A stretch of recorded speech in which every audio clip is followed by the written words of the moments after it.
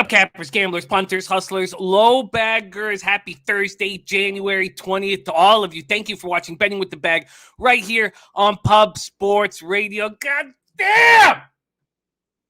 Needed that night last night. I needed it very badly. Very badly. It's struggling in NHL, struggling in NBA. And God damn, I need confidence. There's lots of time left. There's lots of capping to do. Came through these doldrums of COVID and fucking horrific winter in fucking Parkdale, Toronto, and all I want to do is cap with you guys. If capping can bring me the kind of joy that it brought me last night, then it's all I need in life. You know what? It's nice to have a family. A family's nice too, but God damn, it felt so good!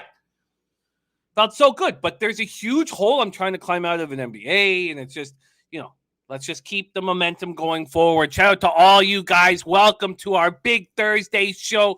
We have Mr. Gogster making his triumphant return with a beautiful NHL card for us to attack. Just 3 games on the NBA card, and also Maxwell Smart will not be joining us today. And I did take quite a long look at NCAA basketball and was like, maybe I should just let the pros handle these things, which is not. And then I've got to start focusing on it because there's no more NCAA football and NFL, 7 games left in NFL. So I am going to start putting a lot more energy into college basketball and capping it. Bleed Blue in the house. Henry Dice says, can we trust the Dallas Stars? No. Did Jason Robertson go travel with the team? I mean, trying to find that out. Maybe Mr. Gogster knows, but no. You take off Jason Robertson. He's clearly the straw that stirs. I know that Pavelski's been so good. And you replace him with Jacob Peterson, who's got 8 points on the year and is a -1 or +1 on the season. I mean, it's just no. The answer is no. Dan Kelly in the house. Spenny Penny Bombs ready to get to work. Ilya Katz. There's James S. Clint Starr, the diehard MMA podcast, says, how about those Yotes? It was funny because that first period, and I said to you guys, I was like, when Hischier and Hughes start scoring power play goals, we can back the Devils. And then they do it 1-0 in the first period. I'm like, oh, well, I guess. And nothing else. And the Yotes take control. And Chikrin is back. And you can see the difference he makes. I know he's a -29 on the year. Hopefully he got a plus last night. But I know his stats don't tell the tale of him being easily the best defenseman on that hockey team. Top set in the house. Top set. Yeah. Damn, I needed that shit. Nilo ready to go. TJ says, how about those New York Rangers? What a comeback. What a comeback. Serious business. Paco Healy, Polly Walnuts, Nut Flush, Allen, Marco Lou in this joint says, let's go for perfect day. There's spots I want to attack, but I've done nothing. I've done absolutely nothing. Thank you, Newkirker. Thank you, Dennis Garcia, my man. Sammy Culmer, Ick Schnizzle, Sammy Good. What a great group. Danny Lopez says, how about the Grizz last night? What a comeback to cover. It's all about focusing on what we did right and fading them. First quarter and first half was glorious. Was absolutely glorious, but they didn't come back to cover. It scared the shit out of me. I was like, did I read this shit wrong? The Grizz did not come back to cover. They lost by 12. So I was like, what the hell's going on? I was like, whenever something happens that I don't expect, I just start sweating. I was like, what? Did they come back to cover? I'm just dripping all of a sudden. Dennis Garcia looking at 3 big ATB dollars yesterday. Nice job. Ooh, wow. Nice job in tennis. You are a multifaceted capper. Nilo says Pigeons will be huddling close to the window today. So cold, -26. Yeah, it's coldest day of the year here in Toronto. I wouldn't know. I haven't been outside in days. Rodney Barton ready to go. Sammy Comer looking at the Bruins caps over 5.5. I made a mistake. I should have bet the Bruins last night. It was -150. I was talking about it with Birdie. I should have moved on it. Wake up, it's -175. Maybe I should still move on it. We'll talk it out with Mr. Gogster. There's Slatsy ready to go. Great to see you. He says, loved hitting with the Rangers last night. It's funny you show ever with Noli on and over. Today, Panthers team total over 3.5 -124. Oilers need to get a goalie because we'll have Koskinen in net. It's going to be fun to cap this card with our guy, Mr. Gogster. and says, Clint says, Yotes are going to be a problem. Says they're going to be a problem. They're too young and dumb to know when to quit. I don't want to get too excited. About the possibility. Good says, bum-ass Lakers. Why I took them. I really think. Now, look, there was some very interesting odds last night in the NBA slate that we stayed off of. But clearly the books were begging us to take the Lakers. The Lakers were getting all the money, and the books were making it more advantageous to bet on them. It's a red flag. And it's the same situation with the Pelicans Knicks tonight. And we've seen on many occasions Dutch Boy Fresh having no fear of those situations. And those of you who backed the Mavericks when it was -3.5, how could it possibly be -3.5 against Raptors? That you cashed that by a half point last night. Mavericks on the second half of a back-to-back. Brian Watson, Tyrone Coleman, Lance LaRose. We have a lot of great cappers ready to go. TJ in the house. Love it. Okay, let's get to work. Shout out to all you guys. And let's keep it rolling. There's Williams Wrestling. Let's keep that cash coming in. And let's just do a quick review. Quick review of yesterday. 7-1 plus 6.25 units. We cashed on the Rangers plus 135. That felt good. Ron Crawford spreadsheet plays of the day went 1-1. He had the Avalanche in regulation, which cashed, and he was on Memphis. So he is a 1-1 day. Say hey play of the day. You could see how serious he was taking it on Tuesday. There was nothing he liked on Wednesday, and he's got these spectacular stats to keep going or to continue with Jose Bouquet's ascension. And he didn't move on anything yesterday. And Taint, our guy Matty Ice, dealing with COVID. We send him as much love as possible. So, and then in NBA, Spurs first quarter -2, Spurs first half -4, cash. Shout out to Viper, who did the trifecta on the Spurs. Houston, Utah, first half over 118.5. I got that by a half point. A dunk with 2.6 seconds left. Sometimes the sun shines. And I did not hit the over 230.5. And I watched that game. I was hoping for perfection, and I did not get it. Bucks first quarter -2. Bucks first half -3.5. Bucks first half team total over 57.5. Cash. We have Dutch joining the show and Mr. Gogster and great cappers in the chat. Let's keep this rolling. James Lill says Knicks money line Dallas plus 10.5 in Arizona money line. Dallas plus 10.5. You mean? Do you mean? Are you just? Is it a tease? Are you teasing them? How are you handling that? Because they're just 2.5 point road dogs or home dogs. Okay, let's get to work right now in bringing the pride of Belleville, Ontario. You think it's cold here? That's what people always say. You think you know cold? When I came here from Vancouver, you think you know cold? You don't know cold. And then my buddy from Vancouver would always go, you think this is high? You think this is high? Just because, you know, how we grow up in BC. But that's something different. Let's bring Mr. Gogster on to the show right now, representing Belleville, Ontario. Gogster, how cold is it up there? Oh, she's chilly. Actually, I got two windows. It's actually too hot inside because you got the heater on so much. I had to open up one of the windows so get a little cold air. And you got to almost mix it up because you can't find the happy medium when it's this cold outside, guys. You're sweating your balls off. You got to keep the body guessing. You're freezing. Exactly. You know, I got cold sweats. You never know when they're going to end. So how you guys doing today? Good to see you. Gogster, it has been too long since you have graced the screen here with us. I love it. You have your golf show in effect right now. I know that's popping off here in 20-30 minutes. Is there anything that you're on? Well, we did it yesterday. I don't know. It should be out still, but yeah, it's kicking off here. They're already going on. I got an 8-pack there, guys. Top 3 though: Corey Connors, Abraham Answer, and Tony Finau. So hopefully these guys can get it done. It's a pro-am, so should be fun. Well, let's get right to work here. We got a great group, Res Mob, in the house. Let's get to, and there's a Stu Chaos saying Cleveland shit the bed. That was another look. NBA is just such a treacherous battle. Just a dice game. And the line was very confusing with the Bulls. Yeah. A lot of confusion. It was a tricky card yesterday, and I can't wait to cap that little 3-game card today. And then we have a giant card again on Friday.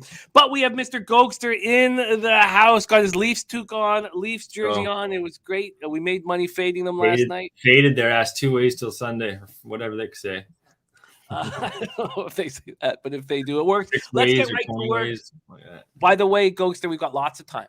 We got lots of time Don't need to push. Don't need to force. Let's attack right now. We start with Washington Capitals at Boston Bruins. And I made a mistake. I should have taken the Bruins at minus 150. I guess it was late last night. It was after the NFL show. We were saying, is Carlson going to travel? He's not traveling. And then Dmitry Orlov now suspended. And what do we do when a team's missing 2 of their top 4 defensemen? We fade them. Fade their ass. Yeah. And now it's minus 175. Maybe I should still do it on the minus 1 line. There's North Ender in the house. I'm a little upset that I didn't pull the trigger. Should have pulled the trigger. TD Garden, Boston, Massachusetts. Capitals are 22-9-9, which really means they've won 22 out of 40 games. So let's not get that too. And then 11-4-4 on the road. Bruins 22-12-2, 12-7-1 at home. We have Vitek Vanacek is whom I'm expecting between the pipes. Let's get confirmation on all that against Linus Ullmark. Vanacek 8-4-5, 2.49 goals against average, 9-11 save percentage, 1 shutout. Ullmark 13-5-0, 2.52 goals against average, 9-17 save percentage, and no shutouts. Slatsy says more of a gut play, but Caps 0-5 last 5 versus Bruins. They should be focused after the Canes beat down. Got Bruins in regulation minus 102 early. That was a great job. Henry Dice also on Bruins in regulation. There's Millsy, our guy, and Paco Healy says 69 degrees today. Come on down, he says. Washington power play 15.5%. It doesn't look good. I can't exactly pinpoint. Now, I know why it won't look good tonight because there's no Carlson. We were waiting for Backstrom to return and the power play to step up. Maybe it's because Oshie's been hurt most of the year, but they just haven't got on track. 81% penalty killing strong there. Boston power play at 23.6%, 81.9% penalty killing. Washington on the second half of a back-to-back after defeating the Jets 4-3 at home last night. So you have Carlson and Connor Sheary both on the COVID list. This team does not have a lot of scoring depth, and Sheary is a big part of that depth. Oshie still dealing with the upper body injury. He's back on the ice solo, but he's not practicing on the team. As I said, Orlov suspended for 2 games for kneeing Nikolai Ehlers, and Nikolai Ehlers is not playing. He's done for the rest of the road trip. It really hurt him. We'll get to that when we break down the Winnipeg Jets game. The Bruins had their 5-game winning streak snapped in an ugly 7-1 loss at home to Carolina on Tuesday night. Why wouldn't they be razor sharp focused? I should have moved on this already. Nick Foligno will be a game time decision. We expect him to be on the ice. Mike Riley, defenseman Mike Riley, was added to the COVID list Monday. Defenseman John Moore and center Trent Frederick are both out with upper body injuries. Take it away, Gogster, Capitals, Bruins. You nailed it there, Jimmy. You just crushed it. I'll give you guys a little update on the game. So they're not giving me an update on the goalie. So Vanacek and Samsonov are both on the ice. So it's hard to say who's. I had Samsonov, Jim. So that's up in the air still. Either or. I'd rather Samsonov to fade for Boston. If it's Vanacek, I think Washington plays better. One guy they called up here though for Washington. It's long-haired here, Jonas Fajalbi. He was tearing it up for Hershey. Hershey's been on a tear there, and he's been a main reason. So he's on the third line with Eller and McMichael. He's sneaky good. But other than that, yeah, they're not looking too good. They also have who else was out? Oshie and Sprong's a healthy scratch. So I like Boston here, Jimmy. I think Boston. I pulled the trigger on them when I get regulation plus 105. Snipe that beauty at plus 105. I think it's minus 106, something like that, minus 107 at Pinnacle. So I think Boston, they're going to have a much better performance. I believe Rask won last game there. He got just destroyed. They're going to have Allmark and net. I like Allmark and net a lot more, guys, than old Rask. I don't know how he's back. I think he should just be like a cheerleader on the sidelines because he kind of looks pretty bad. But looking at Boston, Jimmy, they're solid. We're having Gokster, we're having some issues with your internet here, and I know you got the beautiful new computer and stuff like that. Is there anything that we can? Here we go. There we go. I was getting ahead of myself. I was trying to open up a bunch of tabs. How's that? Is that better? Yeah, that's better. Yeah. Okay. Sorry, guys. I was testing the internet there. I guess it can't go that much. Okay. Bruins in regulation at minus 106. That's available right now. He got a better line. You didn't tweet it out. Did you tweet out I did. You did? Yeah, I tweeted out my action here last night at about like 2 a.m. Oh, shit. Okay. I had Boston plus 105. That was definitely on the card here, guys. I don't know where I broke up, but Allmark you got to have Allmark over Rask. Boston's just 4 lines are solid. Jimmy said it too with Orlov. Do I sound better, Jim? We good? Oh, you know what? Everyone's saying I didn't. No one else is having issues. Okay, sorry. Maybe it's just on my computer. My apologies. Maybe my computer's going too hardcore for your computer, Jim. He says those damn pigeons again. So maybe I apologize that it must be on my end. So let's just keep rolling. A great job. I didn't realize. Bruins. tweeted this out. Let me get this. Let me get your Bruins guys. action that you tweeted out. That plus 105 is a nice spot. Irv says it too. Yeah, 5 goals from Rask. Yeah, he got just sniped. He got just crushed. One team I seem to cap pretty well this year too has been the Bruins. So I am pretty confident on this. This one and another play you were hating on earlier on in the show here. We'll get to that one. Those are 2 of my top plays, I think, on the card. Boston being the first one here, guys, at home. Pretty much they don't have Riley, but that's not a huge issue, I think. Solid defense, one of the best defense actually in the league still. Look for Allmark to be fine here. Still, Washington's a solid team, though. It's not going to be an easy task. And one more thing, too. 8 of the last 10 have gone over 5.5, too. So I know one of the guys we're talking with the under. 8 of the last 10 have gone over 5.5. So just keep that in mind. It is an interesting idea. I'm a little tempted. I should have moved on the Bruins already. I'm going to move on the Bruins -1, and I almost maybe Washington team total under, but I don't know. I think Washington's going to push the pace, but I don't know. It's tough. It's tough. Yeah, I love the breakdown. It all makes sense to me. Speaking of this great Bruins defense, Benning and the Vancouver Canucks were good enough to draft Oli Uolevy before Charlie McAvoy. So Oli Uolevy, we picked him 5th overall. I believe he's, in some sort of a lawn chair in Florida right now, barely playing for the Panthers. And Matthew Tkachuk went right after. And then Charlie McAvoy went 11th overall by the Bruins. Benning, you dumb fuck. All right, that is Blades or something. That's just extremely, extremely irritating. Okay, Archie Bunka took took Boston over 5.5 at plus 220 team total there. Samsonov's net. I like that. TJ has got to be concerned about Rask here. It's not going to be Rask. They're giving Rask some time. Allmark's been the one. There's 2 guys confirmed on the overnight. Allmark was one, and Aiden Hill, I believe, was the other. Yeah. And then big. Want to stop quickly and give some love out to Turnsey. Says family is riddled with COVID right now. Just trying to juggle everything. It sucks, man. It sucks that your son's got it too now. We're going through that as well. So just, sending you as much love, and we know your family will get through this.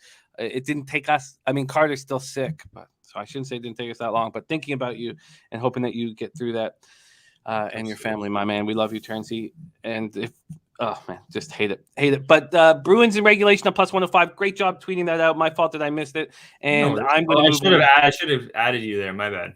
It's all good. It's all good. So there you have it. That is Capitals Bruins. Let's roll on. 7 p.m. Eastern. Dallas Stars 18-16-2, 4-12-1 on the road at Buffalo Sabres 12-20-7, 6-11-3 at home. There's Rudy Zemansky. Great to see you back in action with us, Rudy. And yeah, great stuff. We cashed very nicely with the Rangers last night. There's Sammy B in the house, also here in the 6 in these freezing cold temperatures. We're at KeyBank Center in Buffalo, New York, and I wish I could just drive down and watch this game. Holtby, 6-8-1, 2.53 goals against average, 920 save percentage. I do not trust him. I don't know if it is confirmed that he will be in goal or Ottinger. Aaron Dell, 1-6-1, 3.75 goals against average, 892 save percentage. I want to fade Michael Hauser the next time he's in between the pipes. If they decide to go with Michael Hauser tonight after that 44 save performance, a guy who spent most of his life in the ECHL, but it just seems to me, and Gogster, I don't know if you can back this up, but every time we have an older goalie, 28 and up making their NHL debut, they're so good. And then when you have the 22-year-old kid do it, he gets lit up. But that's beside the point. But I usually see that, and I didn't this time. I didn't. Well, maybe the older guy too. Like he got a little more confidence, goes in, wins the first one, just gets absolutely sloshed the next couple of days. Then he's coming back a little more to recover. Right, he's not as young as he used to be, and then Anyway. Well, this Stars team does not look good with Jason Robertson, and that's because Alexander Radulov is not playing well before he got COVID. Now he's been out with COVID. Andrei Sekera also out with COVID. Dallas power play at 24.8%. I believe that will go down now without Robertson, and we don't know if he traveled with the team. I was trying to get that information, but I don't think he did. 77.3% penalty killing. Maybe he did travel with the team, but won't start here. I don't know the situation. I was trying to get it. Buffalo 18.5% power play, 78.2% penalty killing. And let's see what this line was. Buffalo opening up as plus 149 dogs. They're now plus 178 dogs. So already been a 30-cent move on the Dallas Stars. And if anybody watched that game against the Habs, I don't know how you could take them on the road as this big a favorite against any team in the National Hockey League. Coming off their third straight loss, ugly 5-3 setback at home against the lowly Canadiens on Tuesday night. And Jason Robertson, 13 goals, 19 assists, 32 points, 28 games played. He's a plus 10. He's replaced on that top line by Jacob Peterson, 6 goals, 2 assists in 29 games played, and just a huge drop-off for Rupee Hintz. And we saw that at the beginning of the year when Rupee Hintz did nothing in the first 8 games when Robertson was dealing with an upper body injury. Then Tyler Seguin had an okay start to the season. Now he's back to playing like trash. 10 goals, 5 assists in 36 games played. He's a minus 14. A minus 14 on this hockey team. The Sabres bounced back from being swept in the home and home by the Red Wings by defeating Ottawa at home 3-1 Tuesday night. We mentioned Michael Hauser. They have been hit very hard with injuries. Very, very hard with injuries. Mm-hmm. And so, I mean, you take a good look at these lineups and you think, yeah, of course. How do you not fade the Sabres here? They have Vinny Hinostroza and Kyle Okposo were added on Monday. Okposo has been better than I expected this year with an upper body injury, and Hinostroza undisclosed. You have defenseman Colin Miller and Jacob Bryson, both injured. Colin Miller's gone on the IL. You have Gergensen with a lower body injury on the IL. Casey Middlestad's been on it since December 6th, and then all the goalies that are hurt. It's too bad, but I can't trust these Dallas Stars with the way they're playing under any circumstances. How are you moving on this one? Oh, you really kind of hurt. It's like my confidence is kind of low now saying Dallas here, guys, but I'm all over Dallas. They called up a guy, Jack Quinn. They also have Peyton Krebs. They called up from Rochester, 2 really good young players, guys. But I think they got one line: Skinner, Thompson, and Thompson here. Is he's in? Tage Thompson, yeah, he's in. Tage is back in action, yeah. Yeah, he's back with Alex Tuck. But then you got Quinn Cousins, Olofsson. Poor Olofsson. He's with he's two good younger guys, but I don't think that's I don't think that's going to be as effective. Murray, Krebs, Asplund, Bjork, Eakin, and Hayden. It's just I can't trust Buffalo with all their injuries right now. Yeah, Dallas doesn't look that good, but if there's a damn time for Dallas to win and losing 5-3 to Montreal, the end of that game was brutal too. Drouin got fined just the minimum $5,000 for his cross check to Sagan. You would have loved. Did you like that, Jim? I love it. I want Sagan to eat stick. Oh, I gave him a couple cross checks there, and then who stepped in? Anderson stepped in against Jamie Benn. Jamie Benn was getting all fat and fucking loser like Jamie Benn, and Anderson really wanted to just throw him a couple, but he didn't. I think Dallas is going to come in here pretty pissed off. 4 of the last 4 have also gone under here. I do think it's going to be a tighter game, but the thing is, you got Aaron Dell. I think Dell's going to be going too. More than likely, Dell's going to be going here. It was not Dell Computers. He's thing of the past. He's a fade material. I'm going to be all over Dallas here. Now, if Ottinger goes, he's been pulled to his last 2 games, which isn't the greatest signs. But he's got Buffalo. You got to feel good about yourself. I know he got beat up against Montreal, and Montreal guys have looked a lot better. They're getting a lot more healthier. But I think Dallas here, it's a good spot against a beat up Buffalo team. Especially with Hinostroza, Miller, Jorgensen, still Casey Middlestat. He's been out for a bit too. He is going to be out. So I'm all over Dallas here. I got them at -1. What I get it at? -105 on the regulation, guys. I thought I'd get -115. So I thought there was some value there. And there is. The market's moving towards them. It's just there's a team that's won 4 of 17 games on the road who I've questioned that part. And I love Robertson, Hintz, and Pavelski. It's one of my favorite lines in the NHL. But I need Radulov out there. And yeah, I know. And even when he's been out there, he's not been good. But I understand, though. Look, I understand. It's their opponent. Like, if it wasn't Buffalo or I don't even know who else. Like, there's not many other teams I'd take Dallas against right now. The line, too, -200. It's getting up there. But Dallas 2, 4-12. I have Dallas on the road. Where is it here? 4-12-1, 1.8 goals.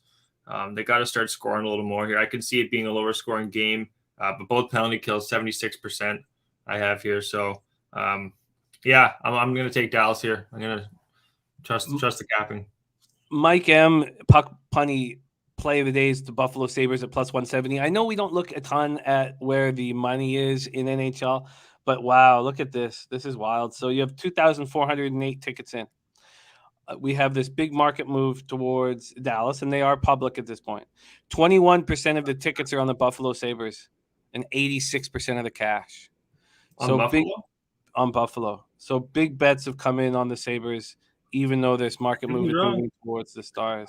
I could be wrong. That game was bullshit against Ottawa. I don't know if you saw that second goal. There's like a scrum going on in the damn corner. Brandstrom was getting his ass beat. And then somehow the guy in Buffalo is like, "Oh, I'll just take the puck," and the ref doesn't blow the whistle. Breakaway, scores. Like it's just like they should have lost that game, really. Buffalo, and now they're feeling all happy and good about themselves. Dallas is pissed off.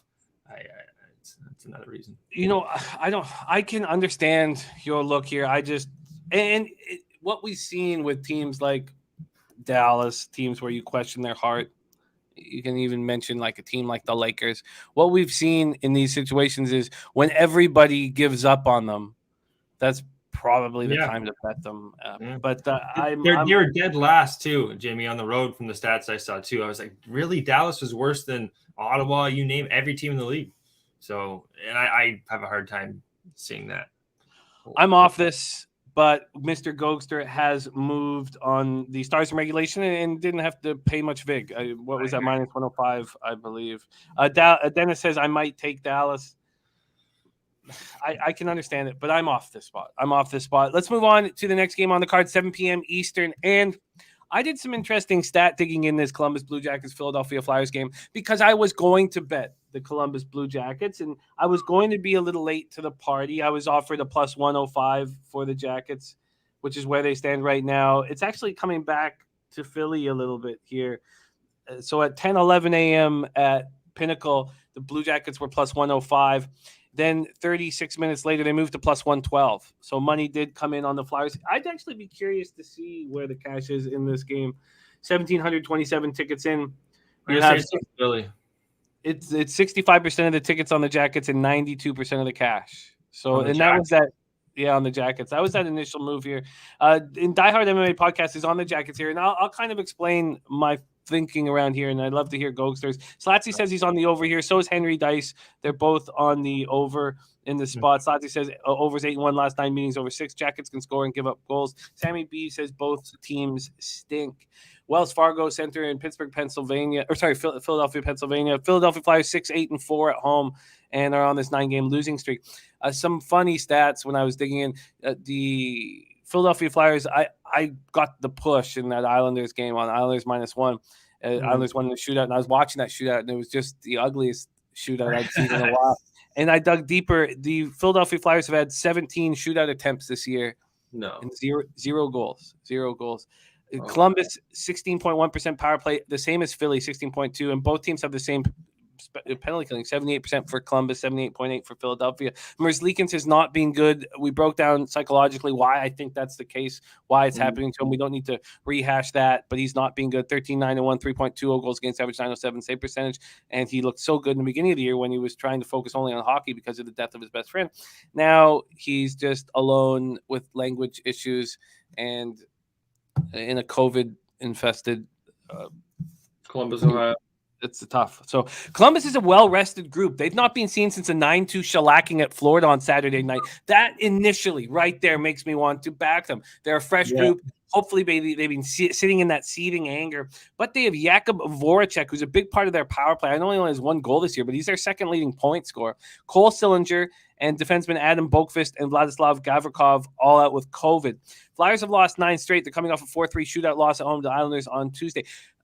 5 of those losses have come by 1 goal. 3 of those losses have come in overtime or a shootout. They've now lost their 4th center. So Kevin Hayes now with a hip injury, he's out. Sean Couturier, Derek Brassard, and Nate Thompson out.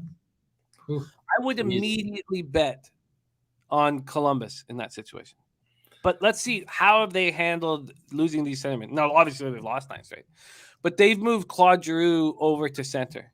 Yeah. And they don't want to give him the defensive responsibilities, but his faceoffs this year have been incredible. I could not believe my eyes. He's hitting at 61.7%. He's always been good, hasn't he? But that good? I mean, that's got to be number one in the NHL. And then I started looking more at their faceoffs. All these guys that they have in are doing very well in the face, except for Lawton. Scott Lawton, who's now going to play a lot. He's at like 50.1%. But the other guys are all really doing well in the faceoff circle. And that gave me pause because I was like, they're down 4 centermen. They're not going to have possession. I got to take Columbus. And I was like, you know what? They look better against the Islanders, and I just decided not to move on this. There's DJ Big Boss in the house. Take it away here. Mike M says, fade my Flyers, cash the ticket. Hate to say it, but Columbus is a hammer spot. Take it away, Gogster, my guy. Jackets, Flyers. Chat's on fire here. Michael Ervelina here again. First period over 1.5. I think that's a solid look. Both teams just been losing, really. Columbus 9-2. Just the only...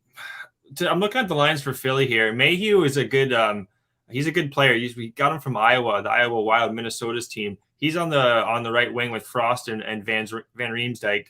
Then Willman with Bondman. Bondman's another guy. He's probably great on faceoffs, but he doesn't have much offense. And then McEwen. So the team, the stats in the past, guys, would say over, but the team, just what they've been doing, it's I don't know.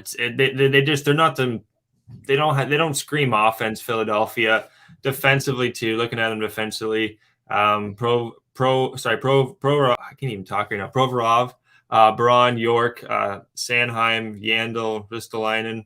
It's okay. Hart is a much better goalie too at home. That's one of the biggest goalies in my opinion, Jimmy, in the whole league. Home road discrepancy. Carter Hart, ass on the road, and he's always been to better at home. So.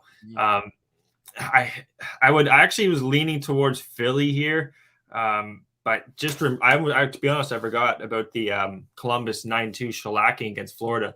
Florida's one of the best teams in the league, and Jimmy said it too. They're probably stewing, I would imagine, over that loss. So I would think first period over 1.5 does feel like a good play.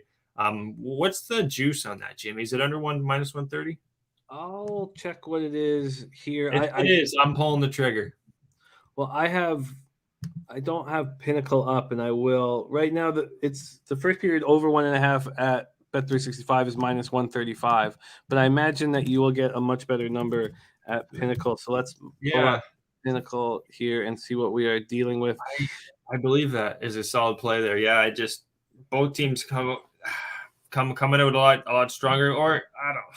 It's 8 of the last 9 have gone over 6.5. What is it, Jimmy? It's pricey at Pinnacle too, minus 131. You know what? I'm going to stay off that. I don't want to force anything there. I think that's a little too high. Carter Hart's a much better goalie, and you'd almost think Columbus, after playing Florida to Philadelphia, that's night and day. That's like going from Toronto to Belleville. So it's a huge difference there.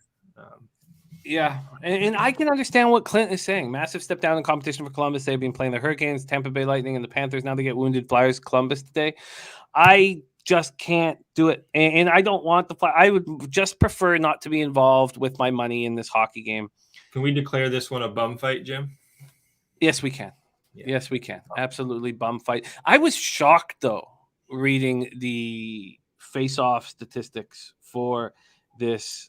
They've always been good. I swear. I did stats a couple years ago, too, with Philly, Jim, and I remember they've always been solid on the face-off. But wouldn't you think if you're missing 4 center icemen? I mean, that's the only thing. Like, guys, just win the face-offs. I know we can't do anything with the puck, but just keep winning them. It's and Giroux has to step up with Couturier out of the lineup, and I expect him to do that. He's 61.7% in the face-off circle. Couturier is such a hell of a player. He does both ends of the rink so well. Scott Lawton just at 50%. And Kevin Hayes has been a problem in the faceoff circle, and now he's out. But Morgan Frost at 50.9. You have Patrick Brown, who's at 57.6. Oh, yeah. One more thing, too. Cam Atkinson, he's going to be playing his former team here, right? Atkinson, and he's on the number 1 line with Giroux, and they're playing them a ton. They're playing them a ton. Yeah, I would imagine he's pretty fired up for this. And also Voracek. Voracek's in. You have him in? Yeah, a lot of lineups for that. No, it's Voracek in, Foudy out, Mers Lincoln's in net. Okay. So you know what? Voracek is in off of the COVID list. Yeah, he's in. Okay. They're going to be fine. You got to think Columbus is going to win this one almost. I might tweet it out. I might tweet out some action here, throughout the day. I'm gonna stew about this one. I might pull the trigger. The line's gonna probably go towards Columbus here, though. If anything, you should do. Let's roll on, and I love this next hockey game. And our man Birdie in the chat has already hammered away at the Ottawa Senators. Ottawa Senators 11-19-2, 6-9-2 on the road at Pittsburgh Penguins 23-10-5, 10-5-2 at home. I want the Senators. I've been handling these big dogs in a different way, and I'm fine with it. My ROI has been very good with it. It's just first period. I just want the 20 minutes, and we know what Pittsburgh can do. I love fading a team off of a big road trip, a successful road trip. Now, it wasn't enormously successful, and I'll go over the 5-game road trip that Pittsburgh just got off on a Western run. But I'm not moving on it yet, and I think that when we broke down this game, I broke down this game with Birdie last night late on the Pub Sports Radio Discord. But when we broke it down, I think the excitement just kind of took over because money's going to come in on the Penguins all day and all night. And we do not need to move quickly on this. It's already moved from the opening line at Pinnacle. Pittsburgh opened up 279. They're now at minus 299. A bet 365 has Pittsburgh at minus 310. Spreadsheet play of the day from Ron Crawford is the Penguins minus 1.5. And Dennis Garcia says Ottawa first period for him as well. And it's going to be my move. This is a move I will be making today. I am just going to wait. I'm going to wait because money will just keep pouring in on these Penguins. Shout out to our Ron Crawford. He's moved on the Penguins minus 1.5.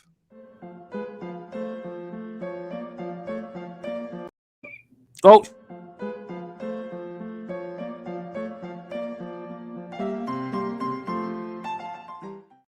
sorry, I got off of that too.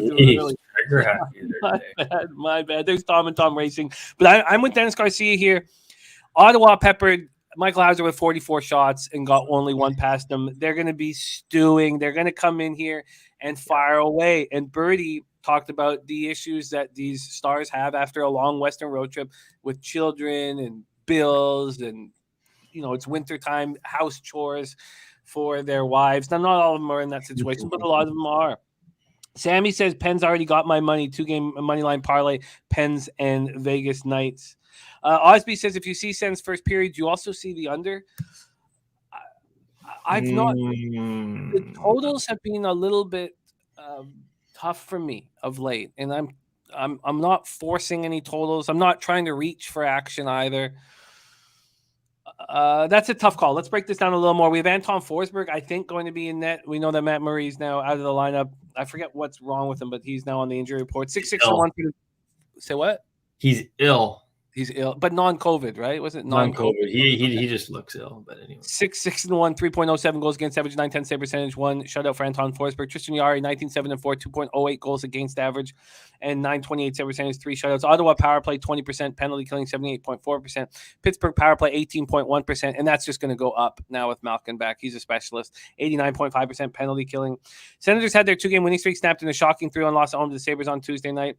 Connor Brown, Scott Sabrin, 2 right wingers are out with injuries, but they're not dealing with any COVID issues. Pens won the last 2 games of a 5-game Western road trip to finish it at 3-2. They capped it off by winning 5-3 at Vegas on Monday night in the game that saw them fall behind 3-0 in the first period. Evgeny Malkin returned and has looked good. This is as healthy as they've been all year, by far. They only have Drew O'Connor, a left winger, down on the depth charts on the injury report. So I think that this is a spot where the Senators come out, and I know they're going to come out hard, and I don't know what the Pens are going to do, and I don't expect them to come out that hard, and maybe they come out a little sleepy. I'm going to wait, but Senators first period will be on, and let's just see what it is right now to see if it's even gone up from last night, which I imagine it has, and it has. It's only gone up 10 cents, but it's now at plus 190. Take it away here, Gogster. How are you attacking Pens Senators? Well, just as we're talking about this, that's what's so great about the show here, guys, as we kind of get the juices flowing, kind of get the cap in mind and the set. I'm adding Ottawa first. This is a specific bet here, guys. Hopefully your book has it. Ottawa first period over 0.5 goals. So for them to score in the first, because Pittsburgh, they could just come back and pepper one right back in the net. Minus 113, Jim. That's at Pinnacle right now. I just checked that. So if you could throw that in the card there. Ottawa first period over 0.5 goals here. Jimmy said it too. They just 44 shots against Buffalo. Yeah, Pittsburgh's great and all, but they're coming off that long road trip. This is a fast Ottawa team.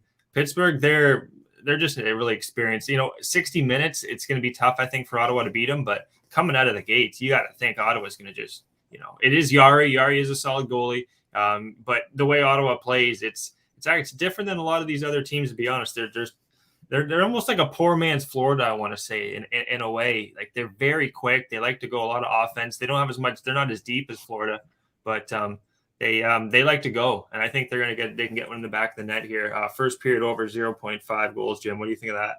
I like it. I like the look. I'm going to focus on the big score here on the Sens first period, but I like the look. And just so you guys know, Birdie's a must follow on Twitter, just always putting out his action selflessly, thinking about us cashing here, and he's all over this. So this is what Birdie did. Birdie's on the Senators money line at plus 230. I wonder, has that moved here at bet 365? Yeah, plus 250 now. Plus 230. He's on the Sens in regulation at plus 425. The Sens minus 1.5 at plus 550. So he's all over the Senators. There's Guillermo Zertucci, and how's great to see you, G. So yes, I'm going to move on to Sens first period, and I'm going to wait. And if I have to wait till 6:30, I know it's not as fun putting a bet out on Twitter 20 or 30 minutes before puck drop, but it's all about getting that money, and I'm going to wait and see what kind of number I can get. One guy, sorry too, Jim, is Formanton. You guys don't know, he's one of the fastest guys in the league. I expect him to score a goal tonight. I almost want to, it's just kind of like a gut feel, you'd almost say, but he's speedster. I could see him he's going to beat a couple of these Pittsburgh defenders. He's probably going to have a breakaway or two, to be honest, in this game. Number 10 for Ottawa, really quick, like just off the hop, one of the quickest guys. He was in the AHL last year or 2 years ago. Even number 10 guys, if you can find a Formanton goal prop plus 600, not 600, plus 400, I think that would be worth a shot. I'll check me out there, Eagle47_ guys. I'll tweet it out if I do see something there. But I think I've watched a lot of this guy play, Jimmy. He's really quick, and I think he could catch this Pittsburgh team maybe napping early. Keep an eye out for Formanton. TJ giving a shout out to Birdie, says Birdie's the man. TJ says, as the guy who tracks his record, I can tell you with confidence he's up units with a high average line. Let's roll on 8 p.m. Eastern, and I don't want to do this. It's like Noli knows giving out the over, not quite as dramatic, but like Noli knows giving out an over last night. Sorry, Jay, I was just going to say I was close. 390. Our guy Archie Bunker says 390. I said 400. Not bad. Oh, wow. Here we go. I have to take the Predators here.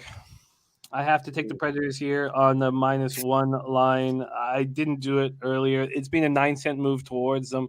I have to do this. I have to fade the Jets here. Jets 17-12-6, 7-6-5 on the road. Nashville Predators 24-14-3, 11-7-0 at home. We're at Bridgestone Arena in Nashville, Tennessee. Connor Hellebuck is a really quality goaltender, consistent. He's 14-10-5, 2.78 goals against average, 9-15 save percentage, 2 shutouts. Hasn't been great this year, but he's been coming on of late.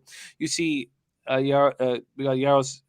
UC Saros in that. I don't know why I have Yaros written there. My fault. UC Saros said 20-11-2, 2.43 goals against average, 9.23 savers and 2 shutouts. Winnipeg's power play at 20.9%. I expect that to go down at least for the short term with all the injuries that they're dealing with. Their penalty killing at 71.7%. That doesn't really surprise me when they're playing Nate Schmidt so much, and we know what kind of defenseman he is. Predators 26% power play, 81.2% penalty killing. Winnipeg comes in off their second loss in 3 games, 4-3 at Washington on Tuesday night. Dave Lowry is very hopeful that Paul Stastny will be available to play. He's ready to come out of COVID protocol. He was dealing with a lower body injury, so he has a lower body injury that's healed. He's coming out of COVID protocol. He hasn't played since January 4th. I mean, he's gonna just be sucking wind out there. Is he gonna go on the line? Is he gonna replace Ehlers, you think, on the right wing, Jim? No, I think you have to play him at center right now, personally. But okay, so who would you take off center? Scheifele, or put him, or then there's Dubois. I think he's a centerman. Tough to take him out. No, but I think that's got to be your top. I don't know. You pose a good question here. But I think you're right though. Like, it's a lot of juggling going on right now for Winnipeg. So it's in the way what Nashville's playing. Strauss has been one of the hottest goalies in the league. Low key, he's 11-6 at home, .930 save percentage, 2.06 goals against. He's really good. So we have Nikolai Ehlers, who has been consistent when all these injuries have been happening on this team. He's out from that knee and knee collision with Dmitry Orlov that Orlov was suspended for. Blake Wheeler says he's not going to be ready to go tonight. So it looks like he's going to come back after this game. They need him so bad. Maybe he forces it. He's been a full participant in practice, but he says he wants a little bit more time because it is a knee injury. And then Evgeny Svechnikov is out with an upper body injury. You have Brendan Dillon and Ville Heinola are out with COVID. I probably should have moved on this and the Bruins before the show started.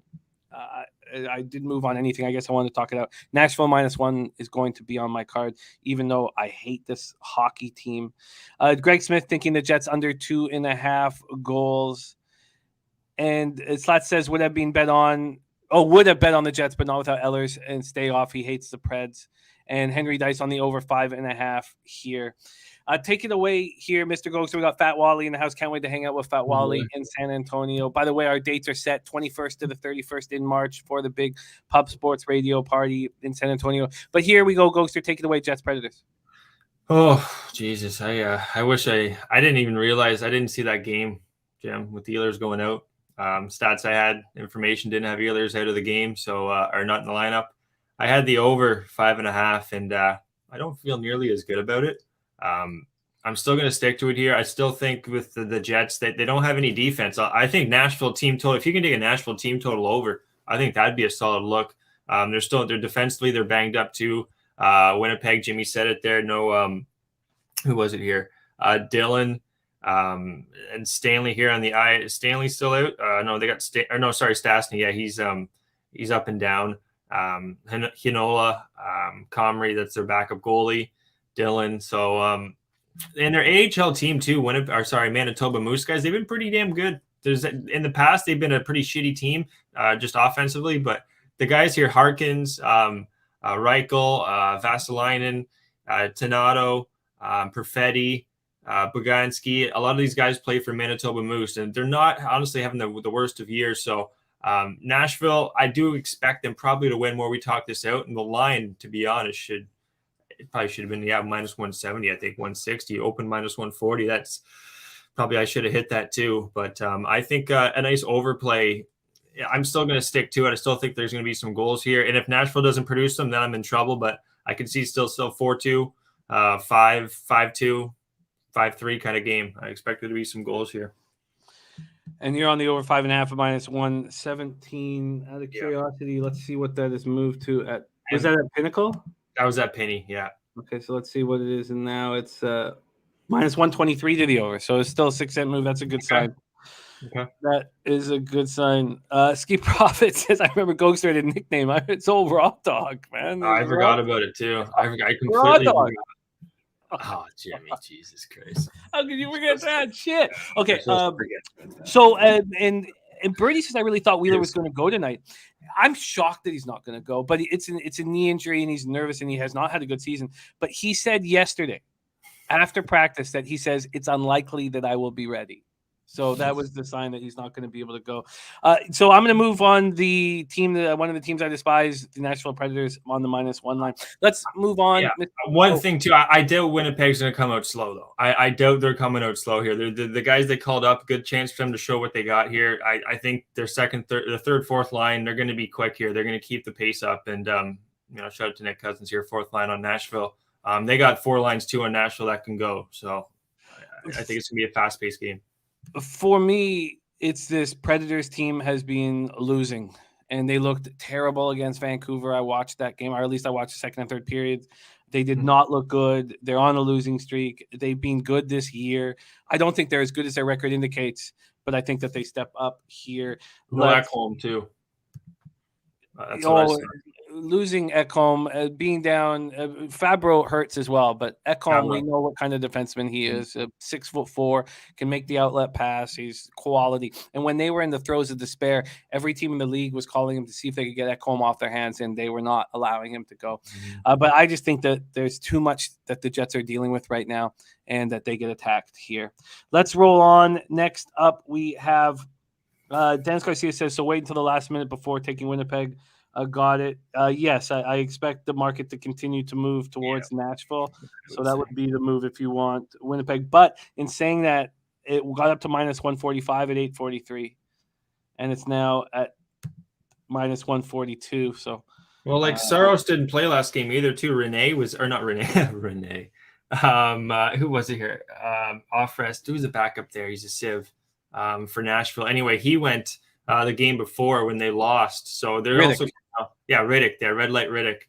He was in net last game. So Saros is coming off some rest. As long as there's no injury with Saros, there's nothing shady going on. Saros should still be in net. But if he's not in net, then I love the over. The over's great. Well, I expect a Saros Hellebuck situation here. Let's keep rolling. We have a few games left in NHL. Then Dutch Boy Fresh will be joining us for NBA in Dutch Boy Fresh. By the way, 23-15 on the show, 60.5% plus 7.17 units, ROI plus 18.87%. And Mr. Gogster will be joining us again tomorrow for NHL breakdowns. Let's go. Florida Panthers, 26-8-5, 5-5-5 on the road to Edmonton Oilers, 18-15-2, 10-7-0 at home. Rogers Place in Edmonton, Alberta. You have Bobrovsky going up against Koskinen. Bobrovsky's been good this year, 2.47 goals against average, 921 save percentage, although he was lit up by the Calgary Flames. And then you have Koskinen, 12-7-1, 3.19 goals against average, 900 save percentage, and not to be trusted, and no one trusts him in Edmonton. He's not a fan favorite. Stuart Skinner usurped his position on the team as the backup goalie to Mike Smith, but Mike Smith's been hurt all year, off and on, but he's hurt again with a thumb injury. Florida power play at 19.2%, penalty killing at 80%. Edmonton power play at 30.3%, penalty killing at 79.3%. You have Florida opening up at minus 150, a 1 cent move towards Edmonton. That's all that's happened here. We go over to the total in this spot. We have this total opened up at 6.5, and it's now at 7. That's crazy. Now that 7 over 7 is at plus 114 at Pinnacle, but it's at plus 100 at Bet3. That's nuts. That just immediately makes me want to bet the under.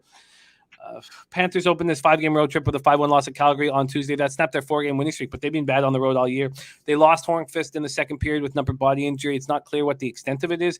Gustav Forsling was added to the COVID list on Tuesday. Oilers have lost 6 straight, and I've enjoyed every second of it. They've been off since a 6-4 home loss to the Senators. Saw Ottawa score 5 goals in the third period. I was laughing out loud. Angry, frustrated group this is. Mike Smith injured, Stuart Skinner on the COVID list. I don't expect Koskinen to step up. Ryan Nugent-Hopkins remains out with a lower body injury. This is a team without depth. And as much as I kind of rail on Nugent-Hopkins and his toddler shoulders, he's a Vancouver guy, Burnaby Winter Club, and he's someone that I wish had a better career than he did. But they clearly miss him. And Kyle Turris is out with COVID. There's another Vancouver disappointment. Seems like we have a lot of Vancouver disappointments in the NHL. Just talked about the Predators and Ryan Johansson. Kyle Turris is in that group. Oh, God, we had such high expectations for him. And then right winger Brendan Perlini didn't practice Wednesday. He hurt himself in Tuesday's practice. It's undisclosed right now. And we have the Matty Ice. Matty Ice has his big taint play of the day. It's on Rice minus 2.5. We'll go over that when we talk college basketball. Up 5 says, what do you use to track line movement? Now Sportsbook Review has been sold, and really? Yeah, they were sold about 2.5 months ago, and so there's been some issues with their site, but that's the one I've been using for a few years to track when things move, like at what times. Now, they used to have 28 books up on their site. Now they just have 7. But I also use Sports Insights to see where the cash is. That's how I do things. Let's go here. This is a really tricky one. And what do you think of this total up to 7? Take it away here, Panthers Oilers.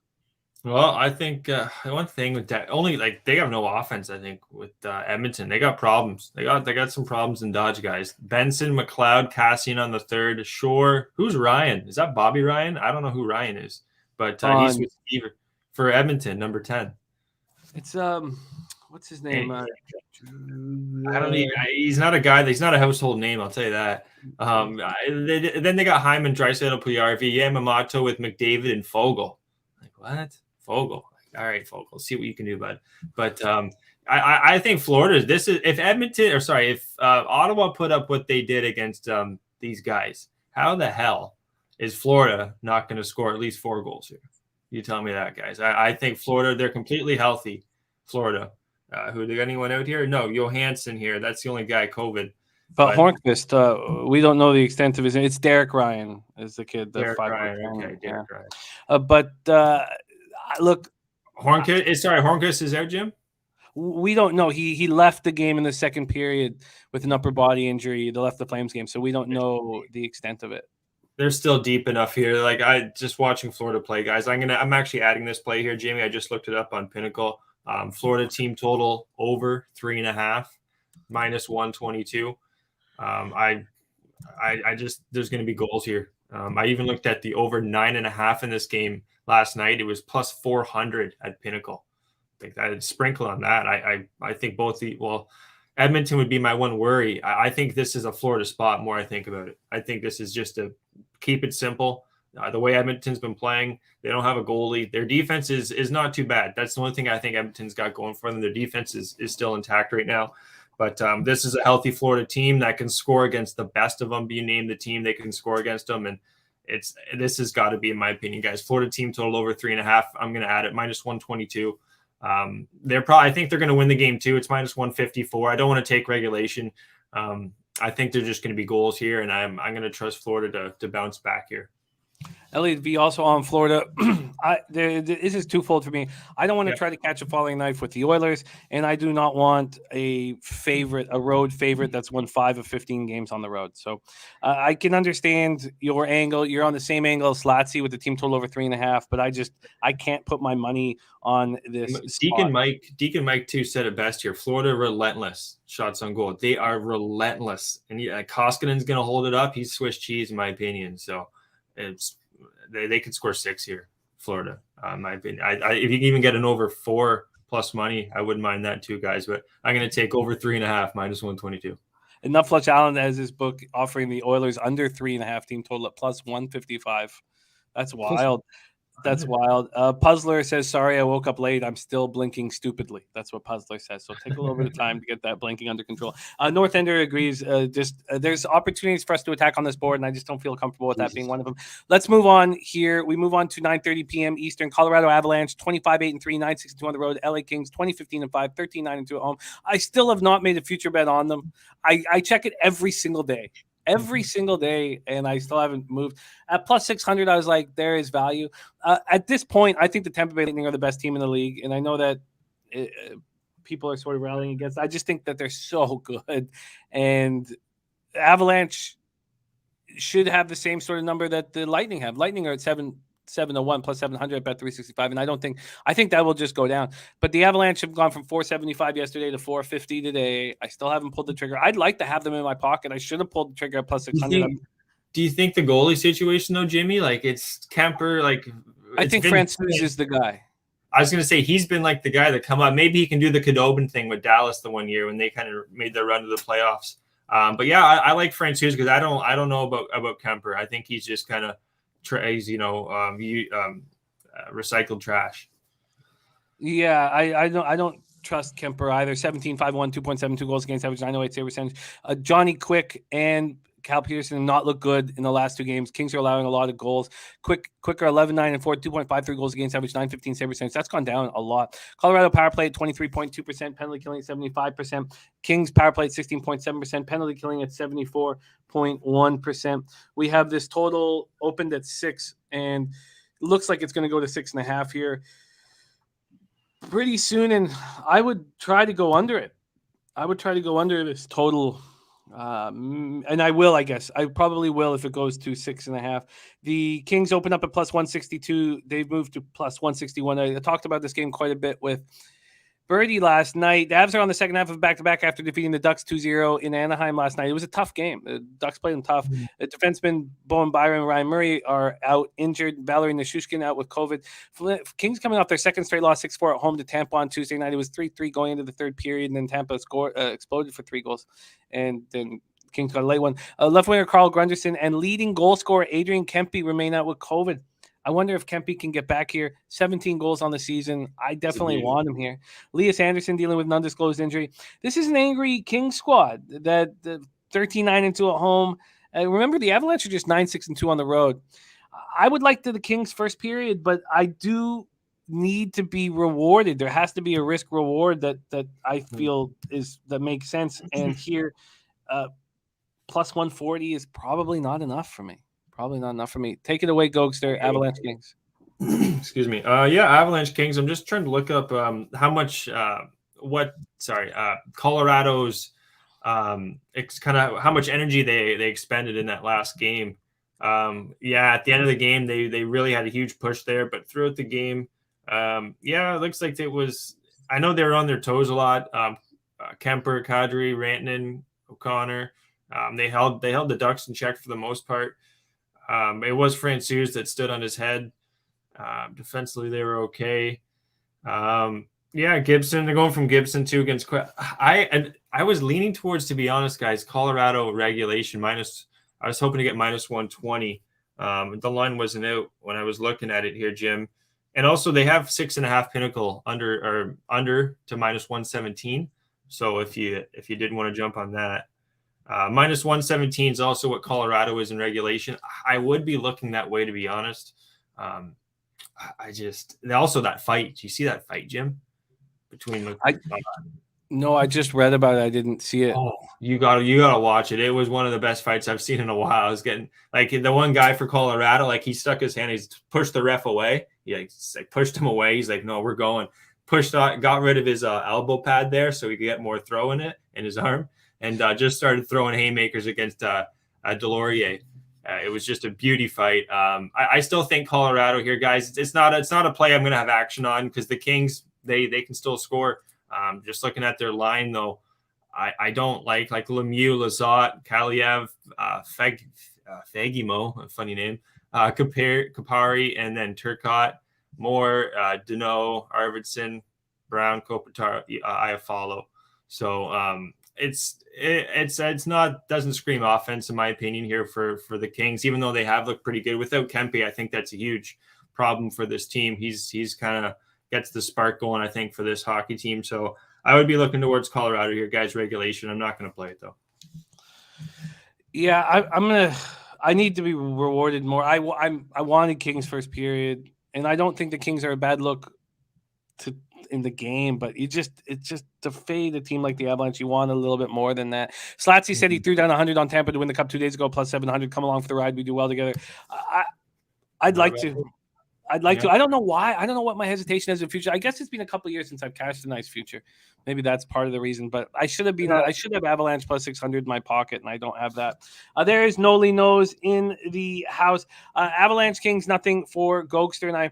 Let's move on to 10 p.m. Eastern. Montreal Canadiens 8-25-5, 3-15-4 at the Las Vegas Golden Knights. Shockingly, the Habs are coming off a rare victory. La plus grande franchise dans la histoire du hockey. Shockingly, coming off a victory.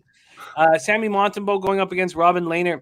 My plan was to bet this Habs team in the first period. Coming off that loss, I mean, we saw the difference, or coming off that win, we saw the difference with this, what this lineup looks like with Toffoli and Josh Anderson, and it is a massive difference. And I was like, you know what? They're feeling good about themselves for the first time all year. Now they get to go play in Vegas. It's going to be full. They're going to think of the playoffs last year. But Cole Caulfield and Joel Armia added to the COVID-19 list. And I know Joel Armia has been so bad this year. So is Caulfield. Yeah, but Caulfield's speed will always be able to stretch a defense. And when you have a guy who you expect to be a stud, you have to let him play through these slumps. But you're right. He's been terrible this year. Yeah. Cedric Paquette, Brendan Gallagher, Matthew Perreault, Joel Edmondson. But getting to Foley and Josh Anderson are so big to come back. And those are their top two offensive players, I think. The issue here is Vegas comes in off their third straight loss, 5-3 at home to the Penguins on Monday night. They had a 3-0 lead after one. I watched the Pens score 5 goals unanswered. They've lost 3 straight, and they're not a happy group. No. 23-15-2. They're just 12-10-2 at home. So they're going to come out fired up. And that's enough to keep me off of the Habs first period. I think I'm going to pull up their lines and take a closer look. Take it away here. What do you think of this spot? Have you moved on it? I didn't move on this one yet, but I'm thinking overs. I don't see how this isn't an over game. They're still pretty healthy there. Vegas, for the most part, still without Pacioretty. Haig and Martinez, 2 defensive players. Thompson, goalie, has COVID. Montreal's getting healthier. I was trying to say in Toffoli and Anderson, they scream offense. They produce offense. They're heart and soul players for this team. Then you also have Dvorak and Hoffman on the 4th line with Dauphin. Then you got Pizzetta, Pooling, and Lehkonen on the 3rd line. Also Lehkonen backs, I think, a good boost for the team. Defensively, Sherratt, Savard, Petrie, Clegg, Romanov, and Weidman. They're going to be a much better team. The one problem is they have Sammy Montembeault in net, guys, and he's not a trustworthy goal. Well, he's a good guy probably and all, but he's just, and when it comes to stopping pucks, he's hit and miss. And Vegas is going to be really pissed off here. But I think Montreal is going to have some offense, so I'd be looking towards the over 6 minus 116. I'm not going to play it. I got a lot of action. It's going to be on the lean card. I do think there's going to be some goals, even if the first period over. It's going to be an offensive game, in my opinion, here. I thought about that. And Mike, I'm saying Dell confirmed for the Sabres. I thought about the over 2. And in my head, I was like, oh my God, could they give us a 5.5? Could they give us a 5.5? Oh, I did a jump. And the 6 is at minus 125 to the over. And that's just too juiced for me to take an over. But that is Habs Vegas. I look, Birdie's moved on the Habs plus 1.5. I think that the risk reward for the Habs first period is right in line, plus 220. It's right where I'd want it, but I can't pull the trigger here. I just think if you know how bad is Dvorak playing that he can't center the second line with Druin? No, that's what I just was looking at. I'm like, why the fuck is he on the fourth line? And then Suzuki, Toffoli, Evans. I just, you know what? If Vegas had won 3 straight, I would do it. But them being having lost 3 straight, it seems like I'm not going to play it too. I'm going to stay. Like Jimmy said, 5.5 would have been nice, but I got to see. I think Montreal's problem is going to be Montembeault. If he plays well, then yeah, they can win this game. But all right, so I guess at this point I can't move on the Habs first period. Let's talk about our final game on the card, 10 p.m. Eastern. San Jose Sharks 21-17-2, 10-9-0 on the road at Seattle Kraken 11-23-4, 7-12-2 at home. We're moving on to NBA next with Dutch Boy Fresh. Seattle opened up as minus 113 favorites. They're still there. There has been movement, but it's come back to that spot. This total opened up at 5.5, juiced to the over at minus 113. It's now juiced to the over at minus 123. We're in Climate Pledge Arena in Seattle, Washington. Aiden Hill expected to go for the Sharks. I don't know if that's changed. He's 9-10-1, 2.73 goals against average, 906 save percentage, 1 shutout. And then Grubauer on the other side, 8-15-4, 3.31 goals against average, 882 save percentage. San Jose's power play, 17.8%, penalty killing at 83.0%. Seattle power play, 18.6%. Penalty killing at 78%. Sharks snapped their 2-game losing streak with a big 6-2 win at home over the Kings on Monday night. Timo Meier scored 5 goals for the Sharks and took me right back to when one of my favorite players in my youth, Johan Garpenlov, put up 5 for the Sharks back in the day. Rudolph Balcers, Johan Garpenlov. You don't know? I am quite a bit older than you. So is that the 90s? Oh, yeah. This is back in the Sergei Makarov days. Rudolph Balcers added to the COVID list Tuesday. Kraken stopped their 9-game losing streak with a 3-2 shootout win at home over Chicago on Monday night. Alexiak didn't practice Wednesday because of a non-COVID illness. He's day-to-day at this point. Jaden Schwartz remains out for a long-term hand injury. I would like to back the Kraken here. I just don't think the risk-reward is enough. I think I'd probably want them at a plus line. I would like to back the Kraken at times at home, but I don't know if I want to pull the trigger on this one. Take it away here, Sharks, Kraken. Tanev's out, right, Jim? He's out for the year, right? He popped his ACL. For the year, let me. I'm pretty sure he popped his ACL, but Geeky's out too. Schwartz is on the IR too. Those are just 3 key players. Those are just huge players for this team. There's not a lot of offense. They're really inconsistent. Yeah. The crowd, too bad for the fans in Seattle because they're getting a real bad hockey team day in and day out. And Grubauer has not been anything near the same as he was in Colorado. And this San Jose team, once they get a little bit healthier here, guys off COVID, they actually got Barbinov back with Meyer and Hurdle, Couture with Gregor and Dahlin, Bonino with Nito and Cogliano, Weatherby with Fiel and Pedersen. So not a lot of household names there on San Jose's last couple lines, but the way they're playing hockey right now, I'm gonna add them to the card. First period, this team's been a good first period team, scoring what do I have here? 15 goals, allowing 19. Yeah, a little bit of that's a -4. But if you look at what Seattle's done at home, they've came out really slow. Only 12 goals in the first period, allowing 22. Second and third period, Seattle 20 goals and 26. So they go from 12 goals, Jim, in the first period to 20 in the second, and then 26 in the third. So Seattle, they've been coming out of the gate really slow, and the way San Jose's been playing, especially Meyer with that 5-goal performance. Hill's been a trustworthy goalie. I'm going to go with San Jose, guys. I think they're doing nothing wrong right now. They're actually, for the most part, I like them on the road. And I think they're going to come out hot here. I'm going to go with San Jose first period, guys, minus 103. That's going to be the last play on the card. First period, minus 103 for Mr. Gogster.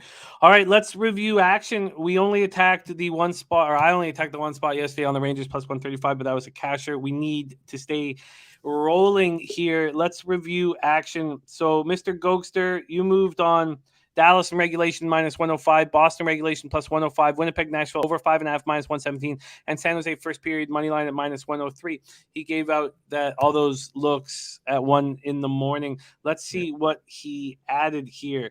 Gogster added the over a half goal by the Ottawa Senators in the first period. And he added the Panthers team total over 3.5 at minus 122. And the juice on Ottawa, sorry, Jimmy, was minus 113 on that over first period. Yeah, I got that there. For me, I'm going to add the Bruins minus 1. Let's see, has it moved even more now? I should have moved on it before the show started. It has moved another 10 cents. Cappers are moving. It's just my fault. I don't know why I was a deer in the headlights. I'm going to move on to Bruins minus 1.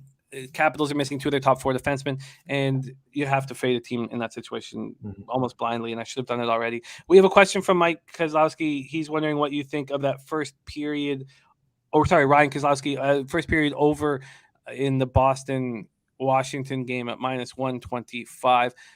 You would need to go – I'd almost rather focus on Boston myself just because you lose Orlov and you lose Carlson and – I go for the plus score on Boston's minus 0.5 to be up in the first period, if anything.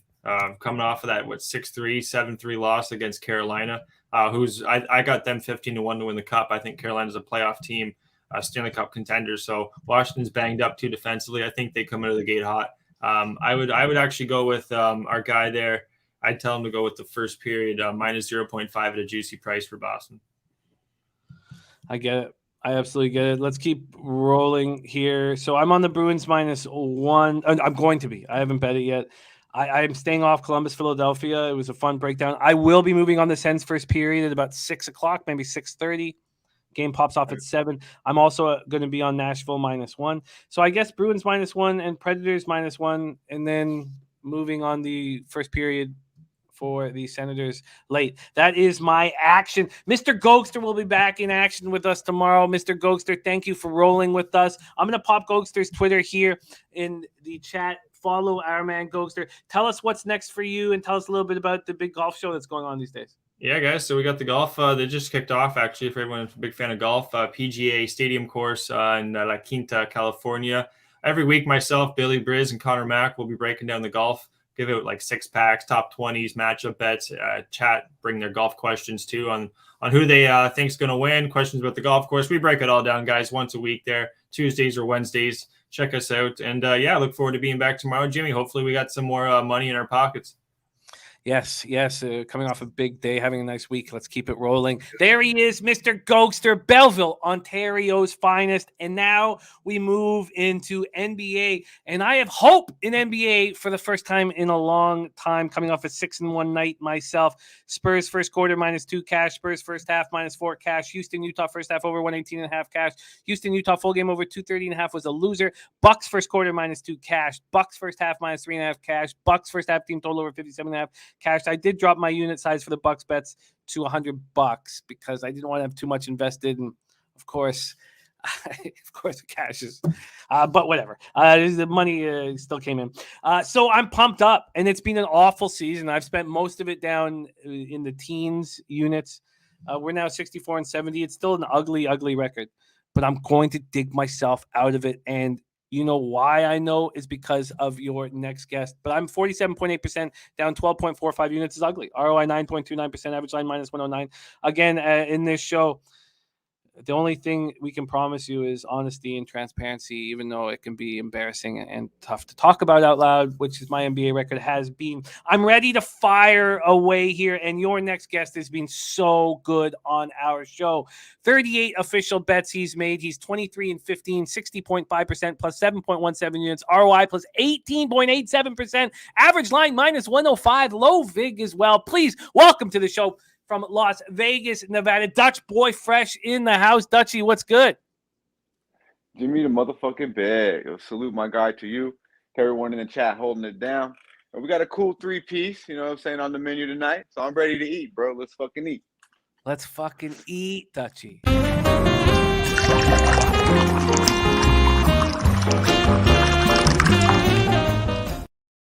Dutchy, let's get to work. And I have confidence for the first time all season, and it feels good. NBA is a fickle beast. And here we go. Beezy. So yesterday, the Lakers were 5-point favorites, and all the money was on them, and it moved to a plus line at the 5. So clearly, the books were begging for Lakers money, and they got Lakers money, and they became richer. A similar thing happened with the Pelicans and Knicks, and I talked about it in the Discord. I was talking to Tone about it because he was going to move on the Knicks, and I was like, the Knicks at minus 2.5. I mean, they're begging us to take the Knicks, and now the Knicks have moved to minus 4 here at Bet365. So at least we've seen a market move there. Now, Pinnacle didn't do that. Pinnacle opened it at 4. Pinnacle is doesn't put themselves in dangerous situations, and 4 is probably where the line should be. We are going to get into that game right off the hop. Let's go. 7:30 p.m. Pelicans 16 and 28, 6 and 17 on the road at Knicks 22 and 23, 11 and 13 at home. Madison Square Garden in New York. Pelicans 2 and 3 over their past 5, 22nd in pace at 96.7 possessions a game. New York 3 and 2 over their past 5, 29th in pace at 94 possessions a game. We got Ski Profit in the house as well. Great to have you, Ski. Thank you for joining us. So from a total perspective and a spread perspective, since the Knicks opened at Pinnacle at minus 4 at minus 105, that was at 9:06 a.m. There's been an initial move towards the Knicks, and then it's come back on the Pelicans. So now it's just at minus 106. We've seen just a 1 cent move in total, but this total has dropped from 211 down to 209.5. And both these teams have been playing a slower pace. We go over to where the cash lies in this spot. We have 6,241 tickets in, 79% of the tickets, 96% of the cash on the Knicks. This game is just screaming at me like the Lakers game, and I don't have the ability at this point when I see a situation like the Lakers Pacers to then bet the Pacers, and that will, when I can start doing that, maybe I'll be a better capper. And I don't know if I have the ability here to bet the Pelicans, even though it kind of feels like the books are begging us to bet the Knicks. Both teams trying to end 2-game losing streaks. Pelicans opened the 3-game road trip with a 120-105 loss at Brooklyn on Saturday and a 104-92 loss at Boston on Monday. Valanciunas goes for 22 and 14 for his 30th double-double of the season. The Knicks started the first 2 games of this 4-game homestand with losses, 97-87 at home to Charlotte on Monday, 112-110 at Minnesota on Tuesday. This is their 3rd game in 4 nights, and it's a must-win situation for these New York Knicks. Dutch, I can't wait to hear your breakdown because you aren't intimidated by these funny market situations like I am. So I can't wait to hear your breakdown. Take it away. Pelicans, Knicks. Yeah, man. You know, I definitely respect where you're coming from, Jim. But yeah, I'm definitely not worried about it at all, to be honest with you, bro. I did lock into minus 2.5, so I got a good number. I like the Knickerbockers here. I like them a lot. And it's more of a fade of the Pelicans on the road. The Pelicans actually do cover somewhat at home, but when they're on the road, they're not very good. But I just like the Knicks. They're actually playing better ball at the house. They are coming off 2 tough losses. They did cover the number. They are 6-1 against the number the last 7 at the house, 6-2 against the number the last 8 overall. They are 3-0 straight up last 3 meetings versus these boys, 2-1 against the number. And like I mentioned, the Pelicans on the road, they're 1-3 ATS last 4 on the road. They've lost 5 straight on the road. They are 7-16 against the number on the road this year. I know they got BI back. I know Big Val down low can do something. But I just think overall, you do have a more talented roster from the Knicks at a team at home that needs to win. I believe they are a better coach team. I look for Barrett and Randall to have a game. Kimba seems to be finding his stroke a little bit. Fournier looked good last game. They're very important that one of these two find their perimeter. But then you bring Obi Toppin off the bench. They got Mitchell Robinson in there to kind of, put a body on Big Val at least. I just like the Knicks here at home. I'm not going to look too much more into it. I think that they win. I got a good number at 2.5. I seen it went up to 4. I don't know if I'm going to make it official for the show at 4, Jim. I was thinking about it, but you're talking me out a little bit. But no, I think I will actually make it official at the 4. I think the Knicks handle them at the house. But I did get it at 2.5. Dennis, the main feeling I had of them begging you to bet them was at when it was at 2.5. It was just like it just jumped out off the page. How could they set it at 2.5? Now that it's at 4, you can at least feel a little more comfortable. And it wasn't Pinnacle opening at 2.5. But when I saw the 2.5, I was like, holy shit. It was just like the Lakers spot to me. And Tone had no fear backing the Knicks, and you're on the Knicks here as well. The difference about the Lakers is the Lakers were fat. Not to cut you off, Jim, but the Lakers were fat and happy off of probably their best victory of the all around defensively. Obviously Utah was in a back-to-back, but they played a great game. So they're fat and happy coming in. I believe the Knicks are pretty fucking pissed off the way they gave away. I believe they did everything to win in that second half against Minnesota and somehow didn't win the game. Julius missed a free throw.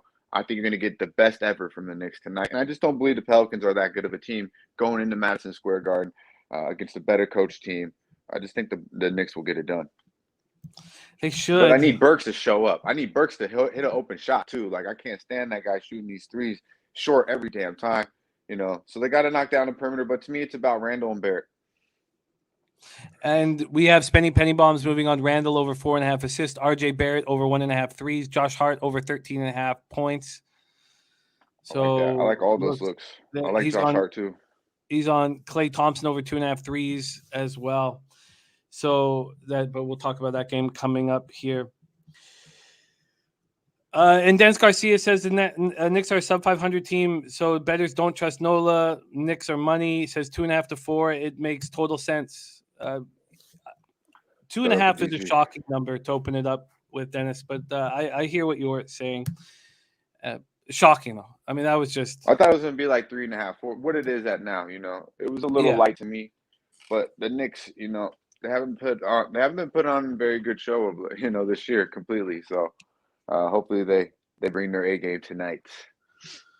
Well, with the situations you've been in when you've had no fear, you've succeeded. The -4 is at -106 at Pinnacle, so at least there's not much vig. But I can understand not wanting to take it at this number. The -3.5 is -116. So let's wait a little bit, Jim. We might actually get a little bit of buyback here on the Pelicanos, and then maybe I can tweet this out later by my NBA show, and maybe we get it back to maybe a little closer to where it was at. Okay. Well, yeah, it makes sense. And it's a tough situation that we put our cappers in, having to make picks that are available right now. So I can understand your trepidation there, especially with such an incredible record you've had this year. Let's move on to Phoenix Suns at Dallas Mavericks. That's next up on the docket. And Dan Kelly is on the Suns team, total under 109.5. These Suns 34-9, 17-4 on the road. Mavericks 26-19, 14-8 at home. American Airlines Center in Dallas, Texas. Both teams are 4-1 over their past 5. Phoenix 19th in pace over that stretch, 97 possessions a game. Dallas 4-1, 26th in pace at 96.10 possessions a game, and playing very good defense right now. Phoenix opens up at -2.5. Most of the books are hanging threes, but it says here that both Pinnacle and Will Hill are at 2.5. Still, this total opened up at 216. It's moved up to 216.5. I initially was thinking that maybe the under was the spot, but I wanted to talk everything out with you guys. 79% of the tickets are on the Suns, and 88% of the cash is on the Phoenix Suns, who have looked so good on this road trip, looking to sweep this road trip right now. 60% of tickets on the over and 83% of cash on this over. Ixnizzle says, I like the under in this game a lot. So that is from Ixnizzle. There's Jojo Rich. Been a while since we've seen you. Great to see you, my guy. So the Suns come in looking to sweep this 5-game road trip. They come in off an impressive 121-107 win at San Antonio on Monday. And they just flipped the switch on the Spurs and completely took over in the fourth quarter. It's really impressive when a team can do that. Devin Booker went for 48. He's averaging 37.7 over his past 3. And Bismack Biyombo comes in with 17 and 14 in 25 minutes with 8 and out with the ankle injury. He's already been ruled out. Bismack getting a lot of run. The contract that the Magic signed him for was hilarious. That these experts could make that mistake because of a good 2-month run for the Raptors. You give him that kind of money. It's shocking that experts would actually make. What did he get? 18.7 milli. I mean, I can't remember what it was, but it was just beyond comprehension. So these Suns are rolling. They won their last 3 games.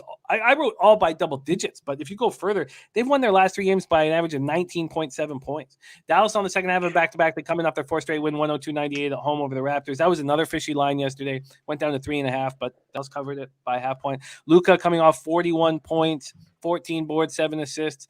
KP goes for 18. Hardaway goes for 16. They've held 9 of their past 12 opponents under 100 points. It's very, very impressive. They've held their opponents under 50% from the field in 22 straight. They held Toronto to 38.5% shooting and 8 of 32 from 3. Can't wait to hear your breakdown here. Dutchie, take it away, Suns Mavs. Yeah, man. Hey, shout out to Xnizzle. I like exactly where you're at, my man. And this to me, this is the game right here. And yesterday, if you watch the show, I placed, I did have my first total bet in a while. I probably only placed 4 totals bets this entire season. I think I've only lost 1, and it was the under in the Mavericks game last night. And I love the under tonight. I'm the motherfucking Undertaker. Yeah, that's right, man. Shout out to our guy Ski. I believe he likes this look as well. But yeah, man, I really like this under. And you touched on it, Jim. But not only, we'll touch on the Suns here in a minute, but just from a Mavs perspective, the Mavs have allowed opponents to break 100 3 times in the last 13 games. Now, they're in a back-to-back situation. The last 5 back-to-backs is 4-1 to under, average total 199 points, right under the 200. And now they're 13-3 in back-to-backs, the Mavericks, in back-to-back situations to the under in the last 16 back-to-backs. The Suns now to the under, 9-1-2 the last 12 to the under on road games versus a team with a winning percentage of 60% or better at home, which the Mavericks do have. The under is 8-1 last 9 for the Suns on 2 days rest, and the under is 5-2 last 7 in the last 7 meetings versus these boys. It's 15-7 to the under in the last 22 meetings versus the Dallas Mavericks and the Phoenix Suns. I love the fucking under here. I do not understand the movement. I'm glad I didn't lock it in at 213.5 last night because the motherfucker's already, it's at 217 at the win, 216.5, I believe, majority of spots. But I do love this under here. I'm going to lock that in, make it official. The best number you can give me, Jim. I really like the under here, and it's based off of what I just told you, and also matchup-wise. I believe Luka played 40 fucking plus minutes last night. He was Luka the motherfucking Don last night. Covered the 3.5 for me. Beautiful thing. It was a sweater. It was, but hey, we got there. But yeah, Luka gonna be tired, man. 40 plus minutes. Them boys went hard last night. KP had 30 plus, just coming back. I don't expect them. I expect them legs to be kind of dreary towards the 3rd or 4th quarter. I am going to look for at the Phoenix Suns as well. They're 8-0 straight up last 8 meetings versus these boys. 6-2 versus the number. They're 5-1 ATS last 6 on the road, and they are 8-1 last 9 in Dallas. Now they do score an awful lot, but the Suns play great defense as well. They're second in field goal defense percentage at 43.6, and second overall in defensive rating. So I believe we'll see an awful lot of defense tonight. I'm not mad at the underlook that Dan Kelly had on the team total for the Suns, but I like the under a lot better for the team of the complete game. And I do expect the Suns -2.5 to get out with a victory. So make those two both official for me, please, Jim. Yeah. Oh, both. Sorry. What was it? So I got you the under 217 and -110. That's available at Circa. What and was I the also second like one? the Phoenix Suns -2 in the hooker. And I get that look as well with the rested Suns team. Interesting. Piker, Seamus Ignoramus says Dallas might blow Phoenix out here. Actually said this is setting up to be a Mav spot, taking advantage down low in particular. But they put out so much energy last night in that victory. Trotwam I don't in see the that, house. bro. I want what he's smoking. Pass that shit, bro. I don't see that at all. God damn. Hey, shout out to my guy, but go ahead, my fault. No, it's all good, man. Trotwam says is on Luka over 9.5 boards at -102. Dan Kelly says the movement, because it at Bet365 it opened at 213 and is all the way up to 216.5. Says the movement is because bettors looking at a tired Dallas team don't think they'll be up to play D. Says my spreadsheet says that Dallas will be up for it. Yeah, they're going to play. Huh. I think they'll tire out mid third quarter, and also no DA. I believe has a little bit of the over as well because with no DA. But you touched on Bismack coming in. Now they have him off the bench as well as Jalen Smith, and they have McGee back in the starting lineup. So which was a weakness for the Suns without McGee, or excuse me, without Ayton protecting the paint, has now became a strength. I believe even without DA. That's why when DA is in there, this team is a real handful. They already are, I believe, tonight against Dallas. It's just a good situation here with Dallas playing that game they played last night. That was a tough game. Toronto literally had that game for probably about 40 minutes of that game. So, this is a beautiful spot for Phoenix, and let's not fuck around. You touched on the numbers, double digits wins. They're playing good basketball. They are. My guy THC is Rizza in the house. We had a huge day yesterday. I love it. He's looking to play the Suns in the third or fourth quarter, or look to get on the Suns live, hoping that they'll have tired legs in the second half. So for me, when I started looking closer at what Dallas has been doing defensively and how, these teams, are rivals, I thought that the under was the spot too. And when the market moves against me in a situation like that, I just get that deer in the headlights shit again. So I'm not sure what to do, and I don't know how high this is going because it looks like it keeps climbing. You got a nice spot here. Also, the Suns minus 2.5 is just minus 109 at circa, so not a ton of big. And you're on the under 217 at minus 110. THC's Rizza says third game in 4 nights for the Mavs. We also have Matty Ice's Taint play of the day, which we'll be talking about when we get through this NBA card. Thank you for sharing that with us. There's Talk Sports with JT. It's been too long. Great to see you there. I understand. I believe the Suns had 2 days off too, no, Jim? Yeah, and that's what Ski was saying. Ski was saying, yeah, so it's a rest advantage too. I mean, it's a beautiful thing right here for the Suns. Yeah, Ski says 2 days rest versus 0, and the better team. Give me the Suns, man. If they lose, that is a good bet. And then we also have the Suns probably wanting to sweep this road trip. Put a bow on this shit, get that 5th straight win, and then come home. So. Okay, so I think to me that the Suns is kind of screaming at me as well. The rest advantage, the idea to put a bow on this road trip and take out Luka. I think that I will roll with you on these Suns, especially after the big game Luka played. Let's not hum and haw. Let's move on to the last game on the card, 10 p.m. Eastern. Indiana Pacers, 15-29, 3-17 on the road at Golden State Warriors, 32-12, 19-3 at home at Chase Center in San Francisco, California. The Pacers are 1-4 over the past 5, 25th in pace, 96.49 possessions a game, while the Warriors are 2-3, 4th in pace at 101.70 possessions a game. Golden State opening up at minus 12 and now minus 11.5. This total's gone from 216 to 217.5. When we go to see where the cash lies, we have 5,321 tickets in. 87% of the tickets on the Warriors. 96% of the cash on the Warriors.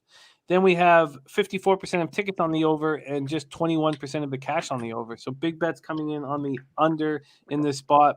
But we've seen this total climb 1.5 at least from Pinnacle's opener. Let's see what it's done from Bet365. Opened it at 216.5 at 1:15 in the morning. Now at 217.5. All right, here we go. Pacers on the second half of back-to-back after defeating the Lakers 111-104 last night. Snap a 4-game losing streak. Sabonis was tough, down low, 20 points, 12 boards, 10 assists. LeVert goes for 22 in the fourth. Second consecutive game without Miles Turner. Warriors came home after an ugly road trip and laid a beating on the Pistons, completely dominated them in the first half. Steph, Clay, Wiggins combined for 58 points on 20 of 37 shooting. Here we go. Last game on the card, Dutchy. Pacers, Warriors, take it away.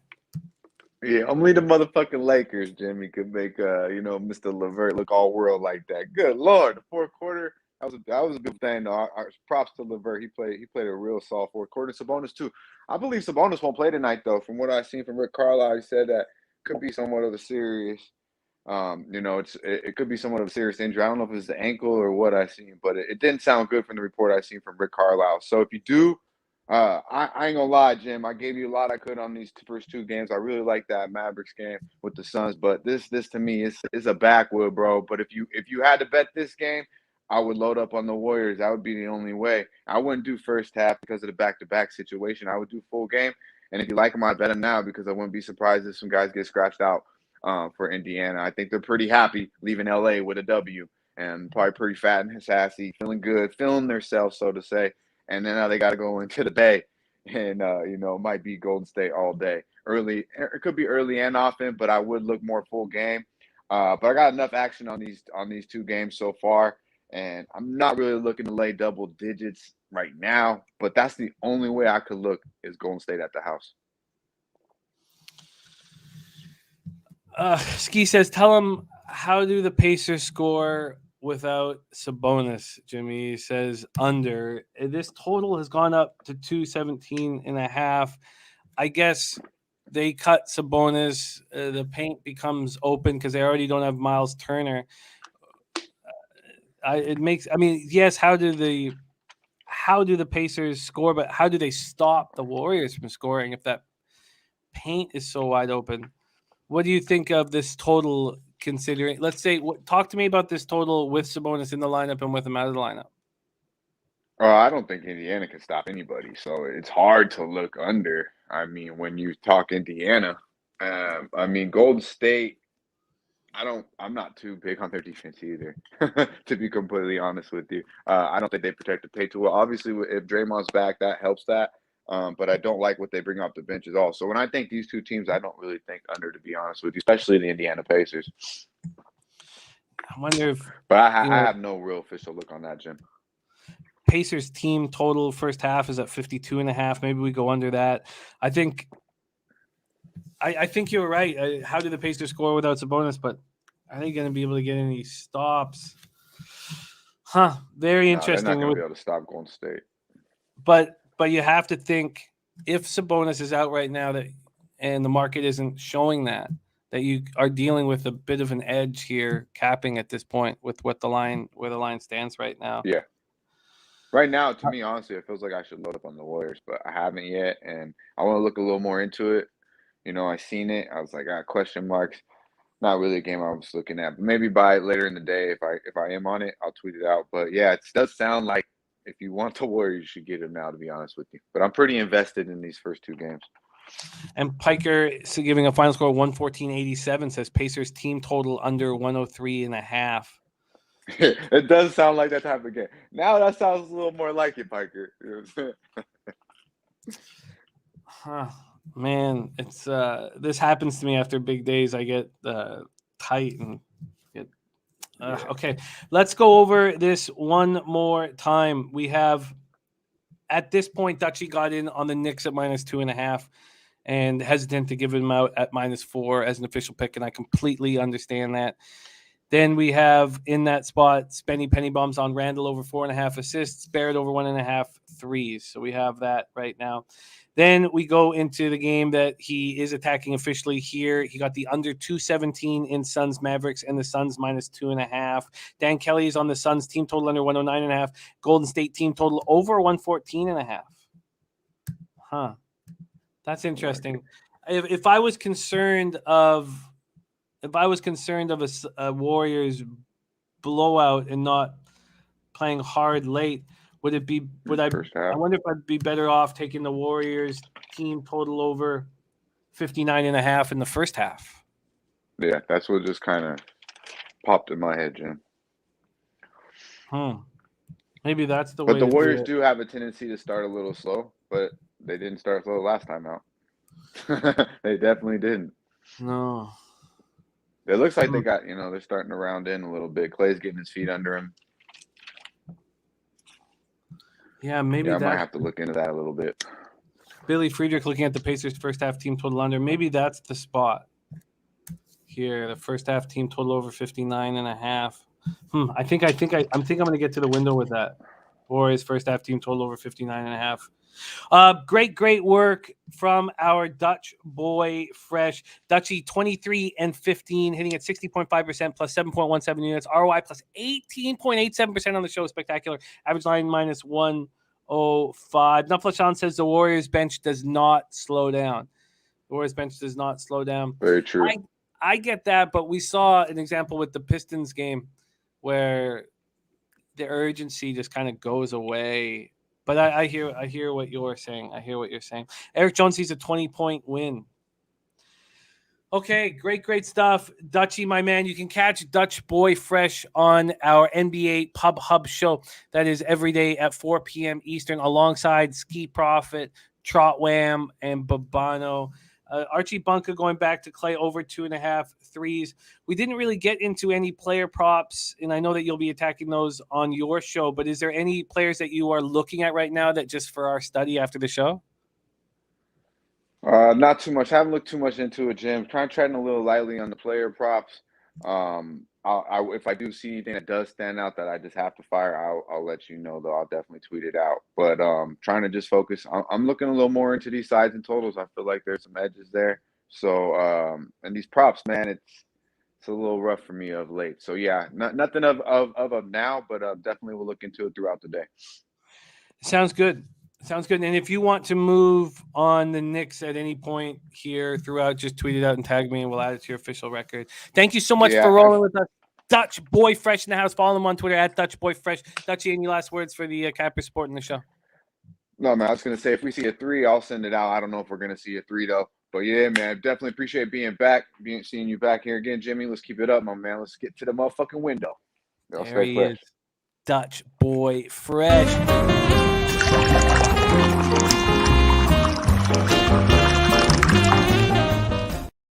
All right. Well, I'm going to move on that Warriors team total over, first half team total over. So, and then I think the Suns are the spot. I don't see why they wouldn't want to put a bow on this here.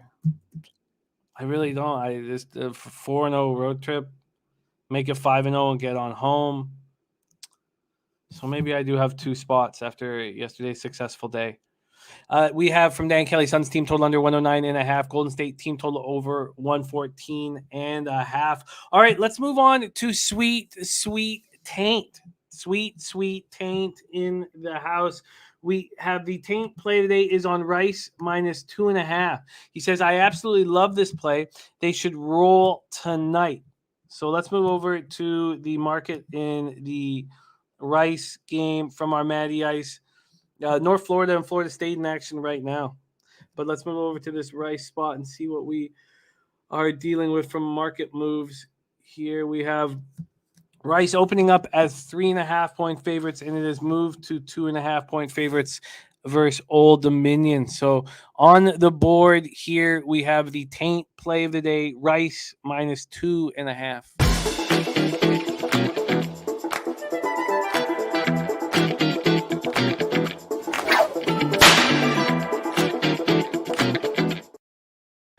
Then we move on to our man, Jose Bouquet, who has been running real nice here on the show. He had actually lost the last 3 bets, but look at this spectacular record, including those 3 losses. 82-75, hitting at 52.2%, plus 12.65 units, ROI plus 8.06%, and a plus average line. He's been very, very impressive. Let's bring him on to the show right now and see what his say-hey play of the day is. Jose, my man, how are you?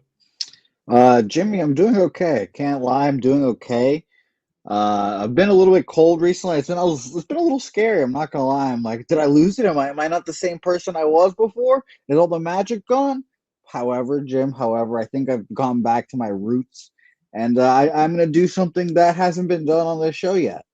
Oh shit! All right, let's hear what that is. That are you gonna dip the condom in the vodka and stick it in your ass? Oh no, Jim, that was only in college. No, I'm going to go to a sport that we have not touched on this program before. A sport that is covered on Fridays, typically with my friends, Flash Gordon and Alex, aka Alex Classic, my man. Hold on, let's do a little wardrobe change. Here we go. Let's bring it in. Remember, promo code Pub Sports at BetUS. Get yourself a little deposit match there. Shout out to Flash again. You'd definitely like that. But we're going to footy. We're going to the EFL Cup, the Carabao Cup. Liverpool versus Arsenal. Jim, Liverpool versus Arsenal. Some soccer. I don't know how much you know about soccer. I don't think you know much if it's not Alphonso Davies or whatever his name is. I can't forget his name right now anyways. But it's going to be a fun game. That is his name, and he's dealing with a bit of a heart issue from COVID. He's not going to play in our next 3 games, and we're very, very concerned as he is the greatest Eduardo Canadian. Rodriguez. He is the greatest Canadian. We are enamored with Alfonso. He's our favorite person in the world right now. Yes, he is the best soccer player in the CONCACAF, so shout out to him. But I'll get over it. I think, Jim, this is going to be a tight game. This decides who will go to Wembley to go to a cup final. So both teams want to win. Arsenal on an upswing, doing pretty well. It's been hilarious. And by the way, Mike M putting out something funny. Arsenal player got investigated because he got a yellow card, and people were gambling on him to be a yellow card. So they're doing some match fixing in there. So shout out to Mike. But I'll make it shorter and simpler than I am right now. I feel like I'm rambling on already. Full-time draw, Jim. I'm going full-time draw plus 235. I think it's going to be a pretty tight match. Like I said, both teams want to win this game. I could see it being a 1-1, a 0-0. I think this is going to be a good match and go into extra time. So I'll take the full-time draw plus 235. I've been making my money when I'm not afraid to take big dogs, big plus money lines. This is my guess, my bread and butter. Like I said, I think this is going to be a tough game. Brian Watson agreeing, thinking it's going to end up 1-1 full-time draw. Liverpool, Arsenal, the most exciting bet in sports. Full-time draw. Actually, Billy Friedrich says it's plus 261 at Bookmaker. Thank you for giving us that. Even better. That's beautiful. Thank you, Billy, my man. Full Kyle, and by the way, Kyle Hinton asking under 2.5. Yeah, I think it'll be under 2.5 goals too. I was planning on originally giving out 2 plays and giving out this and Liverpool team total over 1.5 to kind of hedge my bets just in case, because that's also I think at even money right now. But let's sack up and not be safe. I think this will be, like I said, low scoring affair. I don't think it'll get open. I'm hoping not for any. Or if an early goal happens, then we're definitely fucked. But let's have a good time and watch a 0-0 here. Piker says betting on nothing happening in soccer does sound like a solid wager in general. It's what I've noticed just before changing the channel. That is from Seamus Ignoramus in the house. And Dennis Garcia says Jose is a winning capper. That he is. He's been spectacular on this show. Very, very proud of him, and it gives him carte blanche. He can do anything he pleases here on this show. Our guy Robert Cherry's Pamper Pop play of the day is Edmonton Moneyline plus 135. Edmonton Moneyline plus 135. Here we go. Jose is locked in. EFL Cup, Liverpool, Arsenal. Full-time draw. And that is our show for today. Max will be back for NCAA basketball tomorrow. Let's review action. We're coming off a huge 7-1 plus 6.25 unit day. I am moving on 2 spots or 3 I will end up on, but 2 after the show. I'll move on Bruins -1 and take the hit on the shit line. I'm going to move on Predators -1, and then I'm going to move on the Senators first period. I'm going to wait until about 6:30 to do that. Mr. Gogster gave us 4 looks. Dallas in regulation at -105, Boston regulation plus 105, Winnipeg, Nashville over 5.5, and San Jose first period -103. Then he added 2 spots. He added the Panthers team total over 3.5.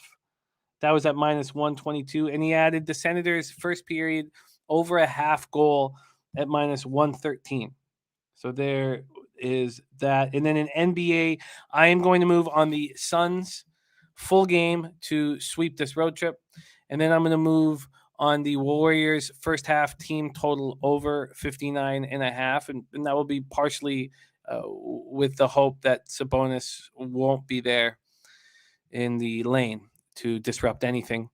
And then our guy, Dutch Boy Fresh, is already on the Knicks -2.5, and I completely understand why he's not giving it out at 4 here on the show. He's on the under 217 in the Suns Mavericks game, and he's on the Suns -2.5 at -109. And Dav Fenn, you did hear that right. I hate the Predators, but I have to fade the Jets here now that they've lost Ehlers as well. Dan Barnes is late to the party, but hammer the Cam Atkinson shot on goal tonight prop.